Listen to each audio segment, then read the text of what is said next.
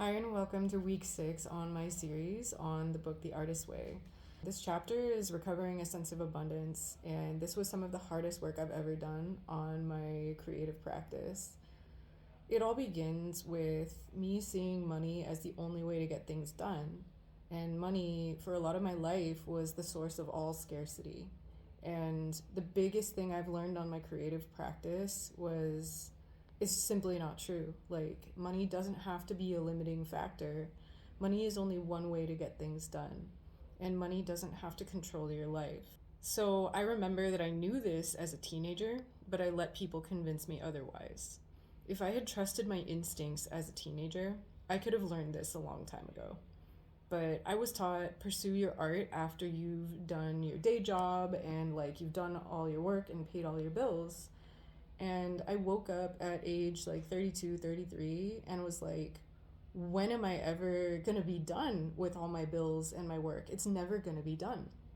I worked myself into a career that had no end to the amount of work that it had to do. I had great job security, but my creative practice, my creative work was getting really, really bad because there was no end to the bills. There was no end to the amount of problem solving that I could do on my career. And so the amount of time that I had built into my life for creative work was non-existent because I had not prioritized it. It's one of life's biggest lies that we're ever going to have enough money, because the trick of capitalism is you're always going to feel behind no matter what. It's by design. You're never enough. Capitalism thrives when you feel like you're never going to be enough and you constantly have to keep working. And then based on market demands, it's going to raise prices on whatever is in demand so that you constantly have to pay more and more for things you need. So you have to decide that you're enough. You have to just decide it for yourself in your own mind, because no one is ever going to make you feel like you're enough. It's by design that you will never feel like enough. So this is going to be scary, not only for you, but everyone in your life. But it's not scary because there's this invisible safety net that is unexplainable. And it's not logical. As a person who has always been very logical, this was hard for me to grasp until I was forced into a situation where I had to use it. I was scared. I left a high-paying job with no plan, but I found ways to earn money that were not that stressful and gave me time to practice and create. When I left my job and I had no money, I found a grocery store by one of my clients where I could buy food for pennies on the dollar. I could not believe how cheap the food was. And good gourmet stuff that was bought up from gourmet grocery stores and sold at a steep discount. It was insane. I couldn't believe I had never been there before. But magically, once I needed it, I found it. It was way less than I used to spend. I found clothing exchanges where I could get clothes for free. As my income decreased, so did my needs. This chapter is where Juliacameron urges the reader to re-examine their concept of God and try to invent one that works better for you than whatever you grew up with. Because I'm guessing if you're anything like me, you grew up with a God concept that was kind of messed up and didn't really serve you very well. Your God concept can be whatever you want it to be. Your God concept can be generous. Your God concept can be kind. If you can create a concept of God, why not create one that wants to help you achieve your dreams, not judge you or punish you? The biggest thing in this chapter is learning that money is never a block. It's only a block if you let it be. It's our feelings of powerlessness that makes us see it that way. All sorts of small things can bring luxury into your life. So for me, I found all sorts of ways to go dancing for free. I created flower arrangements out of stuff I found in the park or the yard.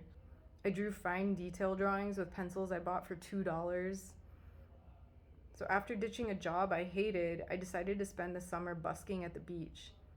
This week, your assignment is to track all of your expenses. I'll share mine with you. I spent $20 on food, and that's all. Because I've learned I'm abundant and I learned how to use what I have, this is all I spent. And I've found a way to live without paying rent, which is insane. If you told me that 2, 3, 4 years ago, I would have been like, no, you're crazy.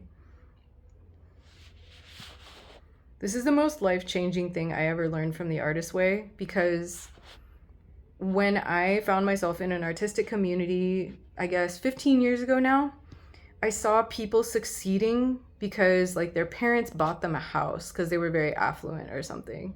And I thought, that's never going to be me because my parents are never going to buy me a house. I'm just going to be struggling my whole life. But what I realized is there's always a way. And even if you aren't given the means to survive by your family, somehow when you put your energy into doing things you care about, it doesn't matter your situation, you can find a way to make it work. I lost all my fears when I dealt with my powerlessness around money, because money shouldn't rule your life and it shouldn't control whether you follow your dreams or not. It shouldn't control your creative output. When I left a job I hated and left 2 apartments where I wasn't wanted, my life opened up and I started having the coolest experiences of my life.